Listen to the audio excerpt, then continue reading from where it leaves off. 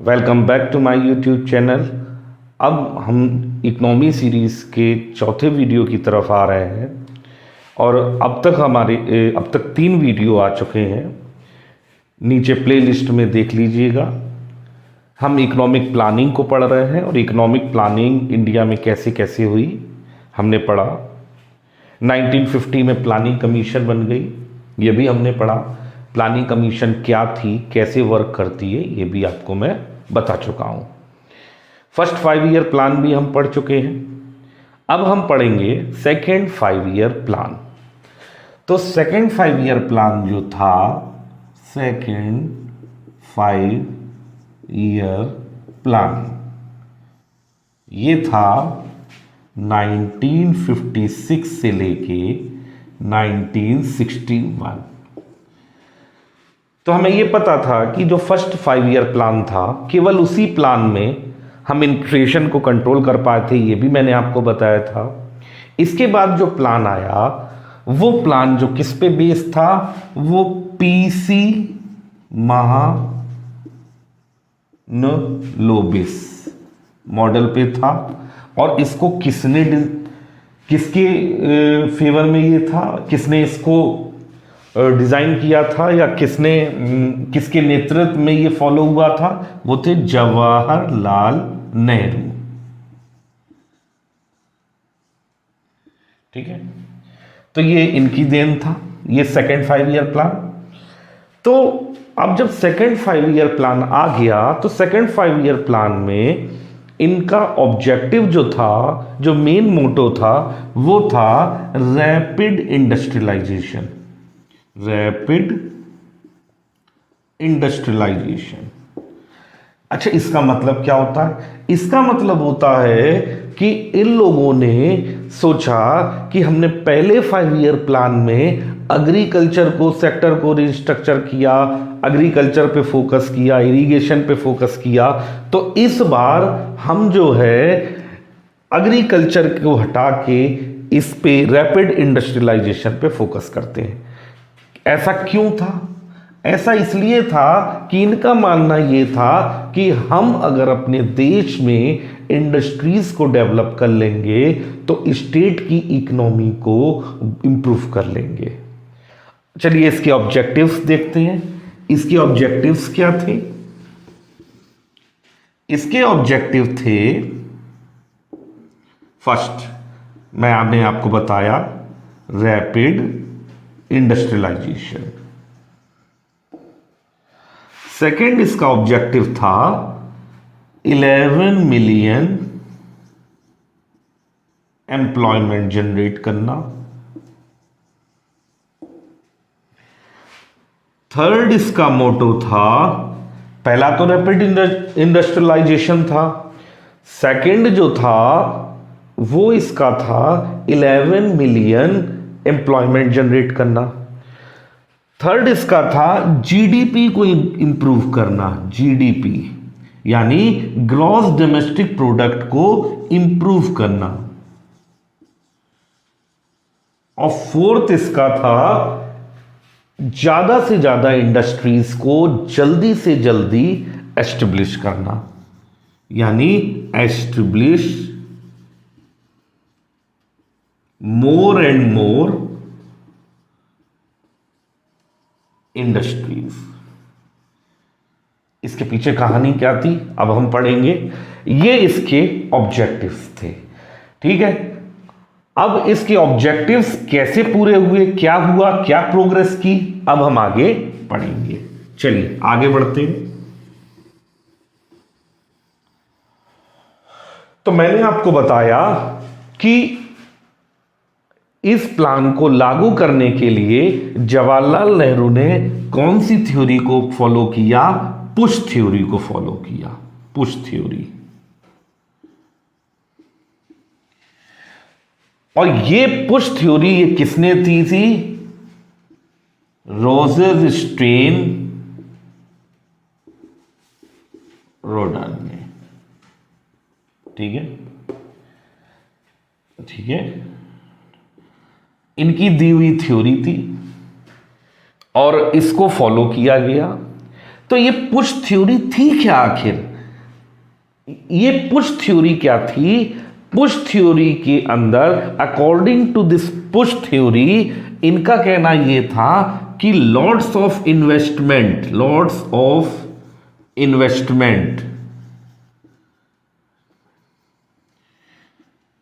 किया जाए किसको बढ़ाने के लिए? इंडस्ट्रीज को बढ़ाने के लिए। यानी इंडस्ट्रीज पे खूब सारा इन्वेस्टमेंट किया जाए। क्यों किया जाए? ताकि इंडस्ट्रीज होंगी, ये प्रोडक्ट बनाएंगी, ग्रोथ होगी, और इससे क्या होगा कि जो हमारी इकोनॉमी होगी वो पुश इकोनॉमी जो होगी उसको क्या करने के लिए? ग्रोथ ऊपर करने के लिए, यानी इकोनॉमी को पुश करने के लिए। इसीलिए तो इसे पुश थ्योरी कहा गया। भाई इकोनॉमी पुश होगी, इकोनॉमी पुश होगी किस तरफ? अरे नीचे की तरफ नहीं, ऊपर की तरफ, यानी फॉरवर्ड। तो क्या कहना हुआ? इनका कहना क्या था? इन्होंने पुश थ्योरी को फॉलो किया, और पुश थ्योरी क्या कहती है कि अगर खूब सारा इन्वेस्टमेंट अगर इंडस्ट्रियलाइजेशन पर किया जाए तो हम क्या कर सकते हैं? स्टेट की इकोनॉमी को पुश कर सकते हैं आगे की तरफ। इससे क्या होगा? इनका मानना यह था कि स्टेट अगर इंप्रूव कर जाएगा तो बाकी कंडीशंस भी जो देश में हैं, सोशल कंडीशंस और इकोनॉमिक कंडीशंस, वो भी सही हो जाएंगी। अब इसीलिए इन्होंने क्या किया था? एक थ्योरी को और अप्रोच किया था। उस थ्योरी का नाम है ट्रिकल डाउन थ्योरी। ये जवाहरलाल नेहरू की देन थी, ट्रिकल डाउन थ्योरी भी। ट्रिकल डाउन थ्योरी क्या थी? ट्रिकल डाउन थ्योरी क्या थी? इनका कहना यह था, ये भैया जवाहरलाल नेहरू की देन थी, और नेहरू जी की देन थी भैया ये। और इनका कहना यह था, ट्रिकल डाउन थ्योरी का नेहरू की देन थी। तो ट्रिकल डाउन थ्योरी जो थी, इसका कहना यह था, इस थ्योरी के अगर अकॉर्डिंग चले तो इनका कहना यह था कि अगर हमें सोशल इकोनॉमिक कंडीशन या सोशल कंडीशंस, मतलब जैसे किसको मिनिमाइज करना है? अनएम्प्लॉयमेंट। ठीक है, कभी कभी मैं शॉर्टकट में लिख देता हूं, आप समझ जाइएगा। अनएम्प्लॉयमेंट को, अगर रूरल का डेवलपमेंट करना है, अगर इलिटरेसी को दूर करना है, तो हमें क्या करना होगा? इनको मिनिमाइज अगर हमें करना है तो स्टेट की इकोनॉमी को इंप्रूव करना पड़ेगा। स्टेट की इकोनॉमी को इंप्रूव करना पड़ेगा। उनका मानना यह था कि स्टेट की इकोनॉमी को अगर हम इंप्रूव कर दें तो क्या होगा कि ये सब जो है चीजें, एम्प्लॉयमेंट, रूरल डेवलपमेंट, इलिटरेसी, ये सब चीजें अपने आप जो है दूर हो जाएंगी। क्या ये सही था? इनका मानना तो यही था। लेकिन क्या हुआ? ये ट्रिकल डाउन थ्योरी जो थी, ये क्या हुई? ये फेल हो गई। ये फेल हो गई। अब ये कैसे? ये 1956 में इन्होंने इसको फॉलो करना शुरू किया था। आगे चल के ये ट्रिकल डाउन थ्योरी फेल्ड हो गई। फेल्ड क्यों हो गई? क्या हुआ? क्या स्टेट की इकोनॉमी इंप्रूव नहीं हुई इन्वेस्टमेंट से? क्या हुआ? एक्चुअली क्या था कि इस थ्योरी को कौन फॉलो कर रहा था? इस थ्योरी को फॉलो कर रहा था कि इस थ्योरी को फॉलो करते करते क्या हुआ कि स्टेट की इकोनॉमी तो इंप्रूव हो गई, स्टेट की इकोनॉमी तो इंप्रूव हो गई, लेकिन जो गवर्नमेंट थी, वो गवर्नमेंट जो थी वो रिसोर्सेस को ढंग से डिस्ट्रीब्यूट नहीं कर पाई। मतलब मैं समझाता हूं आपको। मतलब इकोनॉमी में तो इंप्रूवमेंट हुआ, लेकिन गवर्नमेंट जो है रिसोर्सेस को ढंग से डिस्ट्रीब्यूट नहीं कर पाई। अब डिस्ट्रीब्यूट कैसे नहीं कर पाई, मतलब ये है कि रूरल डेवलपमेंट ढंग से नहीं हो पाया, एम्प्लॉयमेंट भी जनरेट नहीं कर पाई, इलिटरेसी भी दूर नहीं कर पाई, लेकिन अपने आप में इंप्रूव हो गई। तो ये थ्योरी आगे चल के फेल्ड हो गई, और क्या हुआ कि 1978 में 1978 का समय था, 1978 का समय था जब पीएम कौन थे, मोरारजी देसाई, ये पीएम थे। तो इन्होंने इस ट्रिकल डाउन थ्योरी को एबॉलिश्ड कर दिया, हटा दिया इसे, ठीक है, एबॉलिश्ड कर दिया। ये ट्रिकल डाउन थ्योरी फेल हो गई, तो इसे एबॉलिश्ड कर दिया गया मोरारजी। अब बात करते हैं हम, अब मोरारजी देसाई की बात आई है तो मैं आपको बहुत इंटरेस्टिंग बात बताऊंगा और बहुत हंसी की भी बात बताऊंगा। पहले ये टॉपिक पूरा कर ले, इसके बाद में बताता हूं, ये हम याद रखेंगे मोरारजी देसाई।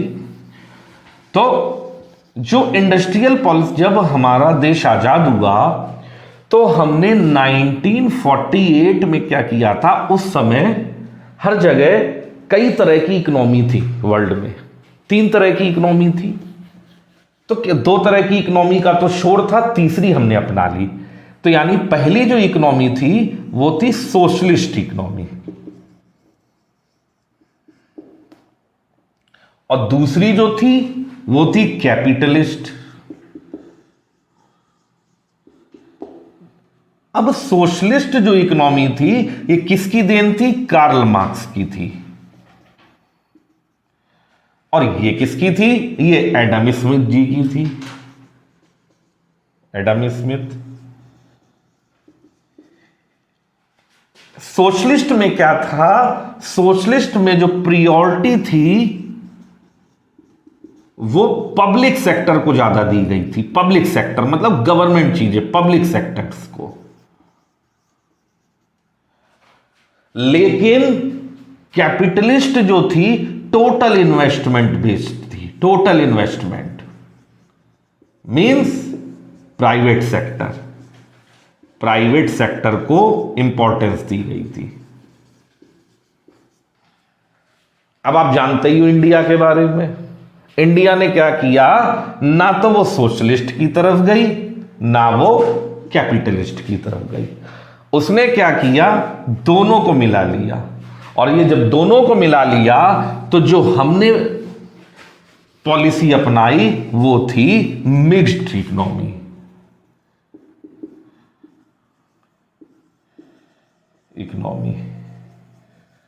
ठीक है, इसमें क्या था, coexistence of private plus public. भैया इसमें दोनों थे, और हमने ऐसी पॉलिसी अपनाई कि जो मिक्स्ड इकोनॉमी थी और इसमें कोएग्जिस्टेंस किसका था, प्राइवेट का भी था और पब्लिक सेक्टर का भी था।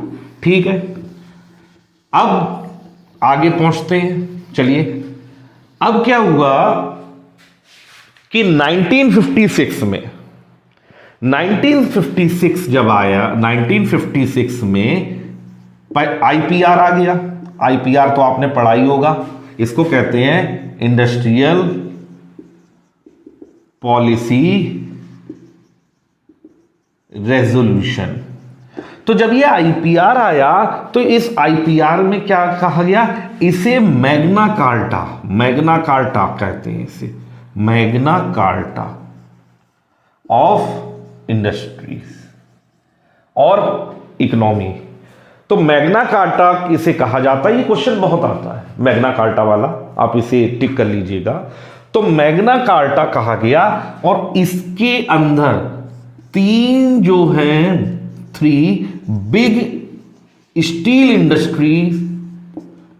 इंडस्ट्रीज को सेटअप किया गया। ठीक है, अब ये कहां कहां सेटअप किया गया मैं आपको बताता हूं। सबसे पहले जो एक जगह है राउरकेला, यहां पे पहली बनी। और ये किसने डिजाइन, इसका डिजाइन क्या था, डिजाइन किसका था, डिजाइन बाय जर्मनी और टेक्नोलॉजी बाय जर्मनी, जर्मनी की टेक्नोलॉजी से बनाई गई। दूसरी जो थी वो भिलाई थी, ये जो है ये जर्मनी से बनी थी, और जो भिलाई वाली थी वो हमारी रशियन टेक्नोलॉजी की देन थी। और जो तीसरी दुर्गापुर, ये हमारी अपनी थी। ये 3 इंडस्ट्रीज बड़ी बड़ी खोली गई, और इसी रेजोल्यूशन को 1956 के रेजोल्यूशन को हम कहते हैं Magna carta of industrial resolution. अच्छा, इसी के साथ कुछ इंपॉर्टेंट आपको बता देता हूं जो पूछे गए हैं। 1954 में एक कमिटी बनी थी, प्रोफेसर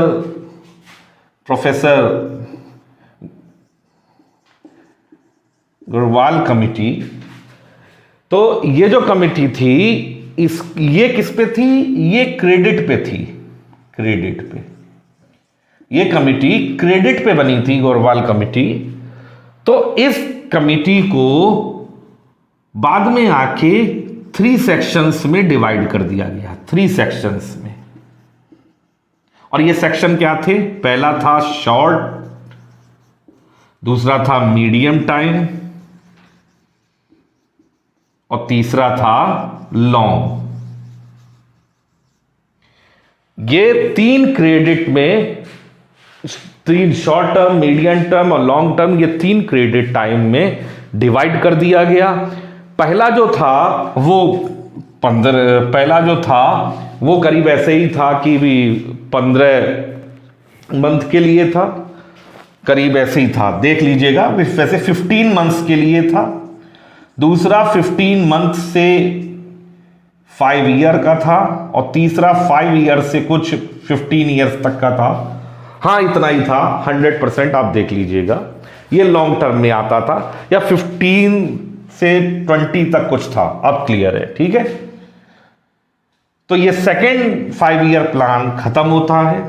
और जो मैं आपको हंसी की बात बताने जा रहा था, जो एक इंटरेस्टिंग बात बताने जा रहा था, वो मैं आपको बताता हूं कि मोरारजी देसाई की बात हुई तो मैं बताता हूं कि जो नोटबंदी थी ना, ये कोई पहली बार नहीं हुई थी। ये 1970 में भी इसका बुखार लोगों ने झेला था। इस समय पीएम मोरारजी देसाई थे। अच्छा, इसमें फैक्ट क्या है कि पीएम इसमें मोरारजी देसाई थे। तो 1978 में जो नोटबंदी हुई थी, इसमें क्या हुआ था कि उस समय 1000 का नोट भी चलता था, 5000 का भी चलता था, और 10,000 का भी चलता था। तो इन डिनोमिनेशन के नोटों को डिमोनेटाइज कर दिया गया, डिमोनेटाइज, ठीक है। तो ये नोट बंद कर दिए गए। उस समय भी लोगों को बहुत तकलीफ हुई थी। और कमाल की बात आप ये समझिए कि ये नोट 90% लोगों ने देखे ही नहीं थे। उस समय का जो आर्टिकल है, मुझे भी शॉक्ड हुआ था कि 90% लोगों ने ये 2 नोट तो देखे ही नहीं थे। और आपको इंटरेस्टिंग बताऊं कि उस समय भी जो मोरारजी देसाई थे वो भी गुजरात के थे, ठीक है। दोबारा जो नोटबंदी हुई 16 में, उसमें भी गुजराती थे। कौन थे? हमारे पीएम मोदी जी।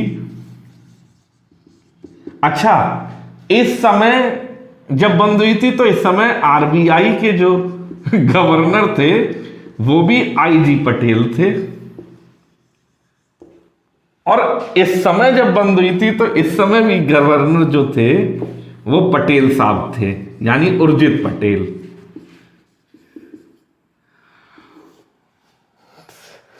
है फैक्ट कि दोनों टाइम में गुजराती थे और पटेल जी थे। और उस समय जब ये नोटबंदी की बात हुई थी तो उस समय भी मोरारजी देसाई ने कहा था कि मैं ब्लैक मनी को बाहर कर दूंगा। तो इस पे आईजी पटेल ने कहा था कि ब्लैक मनी आप क्या समझते हैं, किसी ने गद्दों में या तकिया में छुपा के रखी है जो एकदम बाहर कर देंगे? ये सब कहने की बातें हैं, ऐसा नहीं है। उस समय भी उन्होंने आगाह किया था कि ऐसा नहीं होगा, और इस समय भी आगाह किया गया था कि ऐसा नहीं होगा। बाकी रिजल्ट आपके सामने है। तो आज के लेक्चर में बस इतना ही।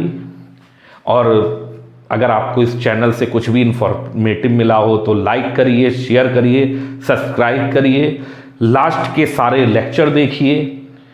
और तब तक के लिए जय हिंद दोस्तों।